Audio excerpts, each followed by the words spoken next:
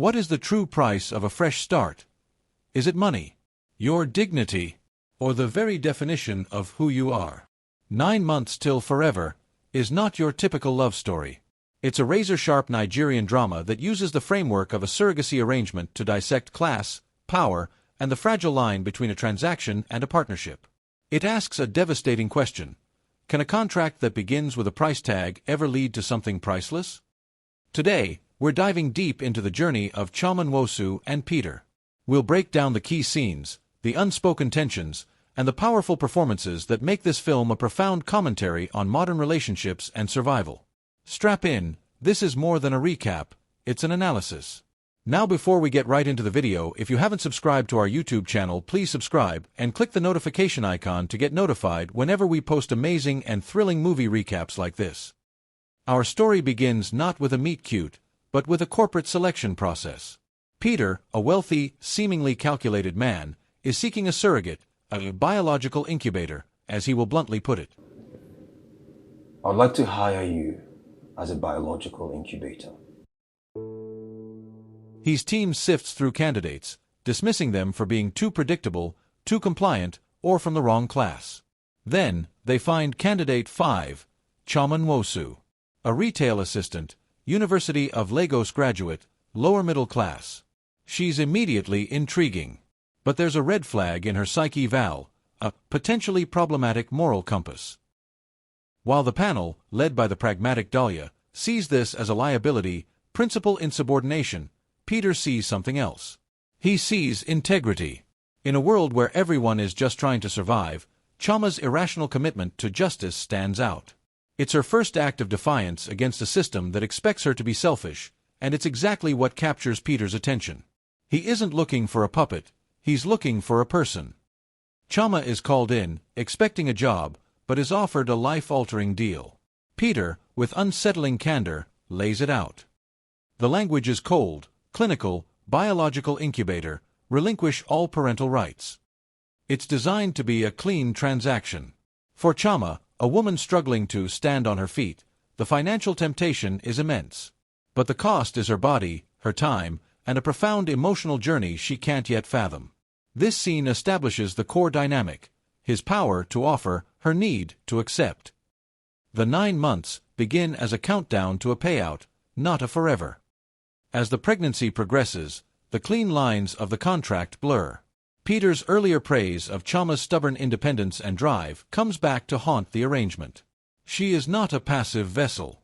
We see her history of principal insubordination play out. She asks questions, she asserts her needs, she remains fully, undeniably herself. This is where Peter's calculation fails. He thought he was buying resilience for a successful pregnancy. Instead, he's confronted with a whole person whose resilience is tied to her identity. He begins to see not just the surrogate, but Chioma, the fighter, the woman with a need to carve out a piece of the world for herself on her own terms. The panel's debate becomes the film's central conflict personified. Dahlia was right, this independence makes Chioma impossible to control. But Peter was also right, it makes her promise meaningful. This tension, between seeing her as a service provider versus a partner in a transaction, starts to tear at Peter's original, emotionless plan. His respect for her morphs into something deeper. After the birth, the contract is fulfilled. Money changes hands. But the emotional debt remains unpaid. Chioma is adrift, trying to reclaim the woman she was before. Peter, now a father, realizes he doesn't just have a child.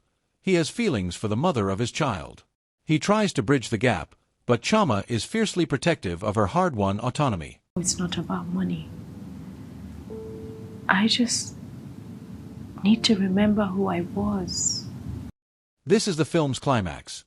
Chioma rejects the two traps laid before her, being a transaction, more money, or an object of pity.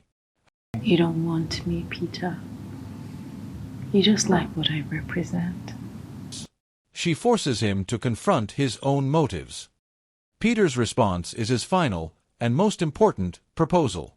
He moves from the language of contracts, biological incubator, to the language of covenants, my equal, the rest of our lives. He acknowledges that equality is a bigger promise than money. He's no longer buying a service, he's offering a shared life, acknowledging her not as the means to an end, but as the end itself. So, what makes 9 Months Till Forever so powerful? 1. The economics of intimacy. The film brilliantly charts how a financial transaction becomes an emotional one. It asks if love can ever be truly separated from the power dynamics that created the context for it. 2. Agency versus compliance. Chama's strength isn't in agreeing, but in continually renegotiating the terms, first of the contract, then of the relationship. Her problematic moral compass is her saving grace and the source of her power. 3. The performance of class. Peter's world is one of clinical efficiency. Chama's is one of resilient hustle. Their love story is about translating across that divide, about him learning the value of her world's currency, integrity, endurance, heart. Final thoughts. 9 Months Till Forever suggests that forever isn't something you buy with a contract. It's something you build daily by choosing to see someone as your equal, by honoring their personhood beyond their utility. Chama and Peter's forever doesn't begin with a signature, but with Peter's promise to spend a lifetime proving her worth to him is not transactional, but fundamental. What did you think? Was Peter's final offer genuine, or just another form of possession? Could you ever see a relationship born from such an imbalance becoming truly equal? Let's discuss in the comments.